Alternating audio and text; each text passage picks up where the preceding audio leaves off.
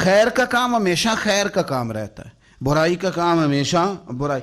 اور پھر ایک اور بات بھی، برائی پر لیبل جتنا مرضی اچھا لگا لیا جائے، پیپر جتنا مرضی اچھا چڑھا لیا جائے، برائی کی وضاحت کرنے والے جتنی مرضی اچھی وضاحت کریں، لیکن اس کے باوجود بھی برائی ہمیشہ برائی رہے گی، وہ کبھی وہ نیکی نہیں بن سکتی۔ یہ یاد رکھ لیں، اس کو سمجھ لیں۔